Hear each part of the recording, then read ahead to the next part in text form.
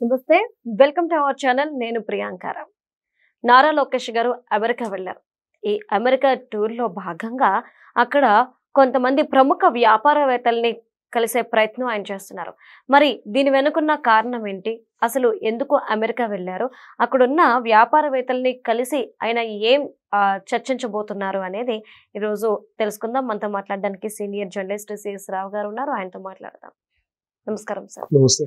నారా లోకేష్ గారు యుఎస్ వెళ్ళారు sir. US వెళ్ళి అక్కడున్న ప్రముఖ వ్యాపారవేత్తలు, బడా వ్యాపారవేత్తలు ఎవరైతే ఉన్నారో వాళ్ళతో ఒక సమావేశం నిర్వహిస్తున్నట్లు ప్రజెంట్ ఒక సమాచారం అయితే అందుతుంది. దీని వెనుకున్న కారణం ఏంటి అంటే, ఆల్రెడీ అమరావతికి, వైజాగ్కి కావాల్సిన పెట్టుబడులు వచ్చేసినాయి. వచ్చిన తర్వాత మళ్ళీ ఆయన అమెరికా ఎందుకు వెళ్ళారు? అసలు ఎందుకు ఈ సమావేశాన్ని నిర్వహిస్తున్నారు? ఇప్పుడు ఒక కాన్సెప్ట్ ఏంటి అనేది మనం మాట్లాడుకోవాలి. ఇప్పుడు చంద్రబాబు నాయుడు గారు ఒక కాన్సెప్ట్లో వెళ్తున్నారు, లోకేష్ గారు మరొక కాన్సెప్ట్ ఎంచుకున్నట్టు కనిపిస్తుంది. అమెరికా పర్యటన కనుక గమనిస్తే ఏంటనంటే, ఆయన కొత్తగా ఒక పదాన్ని ఉపయోగిస్తున్నారు లోకేష్ గారు అమెరికా టూర్లో. ఏంటంటే అది క్రియేటివ్ ఎకానమీ అని అంటున్నారు. క్రియేటివ్ ఎకానమీ, టూరిజం ఎకానమీ, వీటిని ఎక్కువగా ఉపయోగిస్తున్నారు. అంటే మనం అనేక కంపెనీలతో, సీఈఓలతో కలుస్తున్నారు. Sundar Pichai Google data already ఇక్కడికి వస్తుంది వైజాగ్కి, కాబట్టి సుందర్ పిచ్చైని కలిశారు. సుందర్ పిచ్చైలతో కలవడం పాటు ఎన్విడియాకి సంబంధించి వాళ్ళ ప్రతినిధులతో కలిశారు. అడబ్ దాంతో కలిశారు. ఓపెన్ ఏఐ సీఈఓతో కలిశారు. ఇవన్నీ మామూలు, అందరూ మాట్లాడుకునేవి.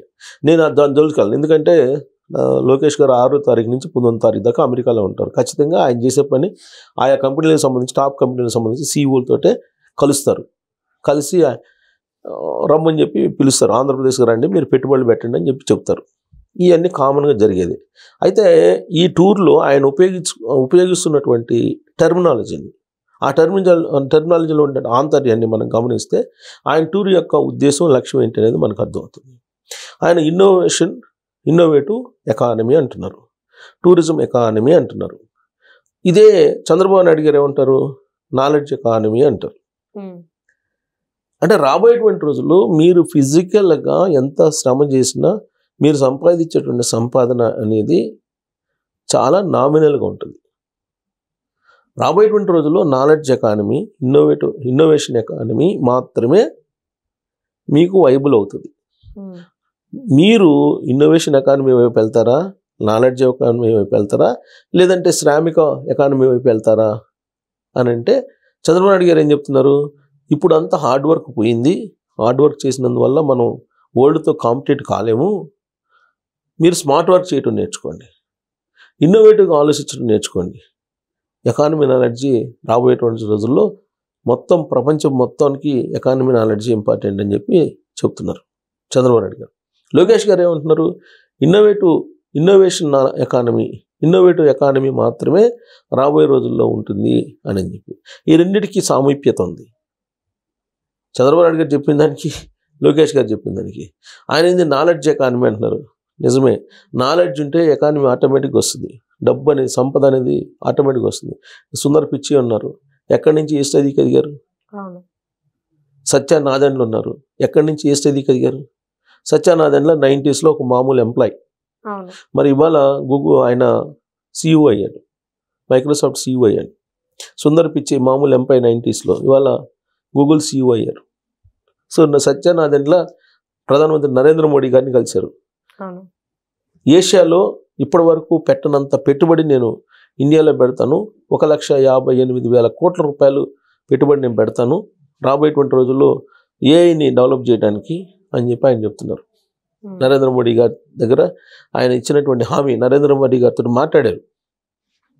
సుందర్ పిచ్చై లోకేష్ గారు కలిశారు సుందర్ పిచ్చైని. అలాగే అక్కడ ఉండేటువంటి టాప్ కంపెనీల సీఈఓలతో కలుస్తున్నారు. ఆయన చెప్తుంది కూడా ఏంది? ఓపెన్ ఏఐని రమ్మని చెప్తున్నారు. ఆల్రెడీ గూగుల్ వచ్చింది కాబట్టి గూగుల్తో పాటు అన్నీ వస్తాయి. అందుకే గూగుల్ని ఏమన్నారు? గేమ్ చేంజర్ అన్నారు. వైజాగ్కి సంబంధించినటువంటి ఎకో సిస్టమ్ అంతా మారిపోతుందని చెప్పారు. గూగుల్ ఏ డేటా సెంటర్ అక్కడ అనౌన్స్ కాగానే ఎకో సిస్టమ్ మారిపోతుందని అంటే దాని అర్థం ఏంటి? మొత్తం ఐటీ కంపెనీలు రాబోతున్నాయి రాబోయే రోజుల్లో. ఇప్పుడు ఎన్ని వచ్చినాయి? రిలయన్స్ వచ్చిందా? ఆదాని వాళ్ళతో వస్తుందా? ఇంకా 2-3 కంపెనీలు వచ్చినాయి ఇప్పటికే ఏ డేటా సెంటర్లు పెట్టడానికి. ఇప్పుడు రాబోయే రోజుల్లో వరల్డ్లో మీకు సెమీ కండక్టర్స్లో కానీ ఈ చిప్ డిజైనింగ్లో కానీ వీటిల్లో నెంబర్ 1 కంపెనీ ఎన్విడియా ఆంధ్రప్రదేశ్కి వచ్చే అవకాశాలు ఉన్నాయి. లోకేష్ గారు కలిశారు కదా, ఎన్విడియాకి సంబంధించి ఇక్కడికి వచ్చేటువంటి అవకాశం ఉంది. ఒక ఎన్విడియానే కాదు, ఇప్పుడు ఆల్రెడీ అడబ్ ఆ కంపెనీ కూడా వచ్చే అవకాశం ఉంది.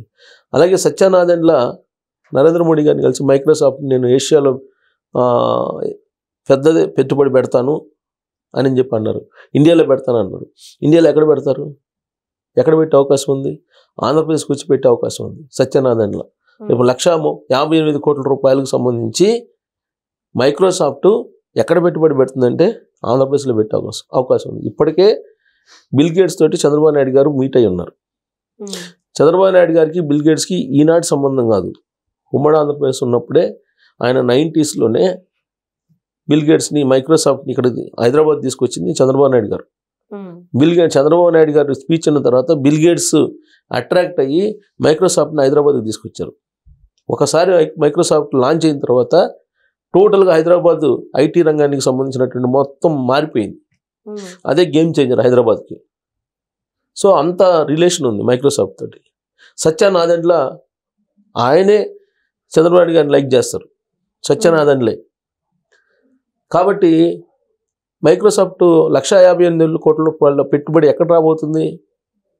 ఆంధ్రప్రదేశ్లోకి వచ్చే అవకాశం ఉంది. అది వైజాగ్కి వస్తుందా లేకపోతే అమరావతికి వస్తుందా అని పక్కన పెట్టండి. ఖచ్చితంగా ఆంధ్రప్రదేశ్కి వచ్చే అవకాశం ఉంది. ఎందుకంటే ఆల్రెడీ ఇక్కడ హైదరాబాద్లో మైక్రోసాఫ్ట్ రీసెర్చ్ సెంటర్ ఏదో పెట్టారు. కాబట్టి ఆంధ్రప్రదేశ్లో మైక్రోసాఫ్ట్ పెట్టే అవకాశం. సత్యానాదెండ్ల భేటీ అయ్యి సెంట్రల్ గవర్నమెంట్ తోటి కలిసి అనౌన్స్ చేసే అవకాశం ఉంది. ఆల్రెడీ కలిశారు, ఆంధ్రప్రదేశ్లో పెట్టబోతున్నాం అని చెప్పి అనౌన్స్ చేసే అవకాశం ఉంది. సేమ్ ఇదే Google AI data centre announce చేస్తున్న ముందు నరేంద్ర మోడీ గారికి ధన్యవాదాలు చెప్పారు సుందర్ పిచ్చై. కానీ ఏపీలో పెట్టారు. సో రాబోయేటువంటి రోజుల్లో టాప్ కంపెనీస్, బడా కంపెనీస్ ఆంధ్రప్రదేశ్ వైపు క్యూ కట్టే అవకాశం ఉంది. ఆ దిశగా లోకేష్ గారు అడుగులు వేస్తున్నారు. ఇన్నోవేషన్ ఎకానమీ అంటున్నారు. ఇన్నోవేటివ్ ఎకానమీ అని అంటే రాబోయేటువంటి రోజుల్లో నీకు ఎకానమీ ఎక్కడి నుంచి జనరేట్ అవుతుంది? ఇన్నోవేషన్ అంటే నువ్వు అందరిలాగా ఆలోచిస్తే నీకు ఇన్కమ్ రాదు. ఇన్నోవేటివ్ హబ్స్ ఆల్రెడీ ఇక్కడ టీసీఎస్ వాళ్ళ కొలాబరేషన్ తోటి ఇక్కడ ఏర్పాటు చేశారు. ఇన్నోవేషన్ హబ్స్ టాటా గ్రూప్ తోటి అమరావతిలో. సో ఇన్నోవేటివ్ హబ్స్ని తయారు చేస్తున్నారు, స్టార్టప్ ఎంకరేజ్ చేస్తున్నారు. కాబట్టి ఇన్నోవేటివ్ ఎకానమీ అనేది ఇన్నోవేషన్ నుంచే మీకు ఎకానమీ వస్తుంది అని చెప్తున్నారు. రాబోయే రోజుల్లో నువ్వు ఎకానమీగా రావాలంటే, నువ్వు డబ్బు సంపాదించాలంటే, నేను మోస పద్ధతిలో తింటాను, కొనుక్కుంటాను, లేచాను అంటే రాదు economy. You must be create something special. అప్పుడే ఎకానమీ క్రియేట్ అవుతుంది. సో ఇన్నోవేటివ్ ఎకానమీ అనేదాన్ని ఆయన ప్రొజెక్ట్ చేస్తున్నారు. అలాగే టూరిజం ఎకానమీ. రాబోయే రోజుల్లో టూరిజం అనేది ఒక పెద్ద అసెట్ కాబోతుంది ఆంధ్రప్రదేశ్కి. అందుకే టూరిస్టులని అట్రాక్ట్ చేస్తున్నారు. సీ కోస్ట్ ఉంది, 1000 కిలోమీటర్ల సీ కోస్ట్ ఉంది. ఓడరేవులు అక్కడ డెవలప్ చేస్తున్నారు. అలాగే సీ కోస్ట్ ఏరియాలో మొత్తం స్టార్ హోటల్స్ కడుతున్నారు. సో విదేశీ పర్యాటకులు కనుక అక్కడికి అట్రాక్ట్ అయితే అప్పుడు విదేశీ మార్గద్రవ్యం కూడా వచ్చే అవకాశం ఉంది. దాంతోపాటు ఎక్స్పోర్ట్స్ ఇంపోర్ట్స్ కూడా పెరిగే అవకాశం ఉంది.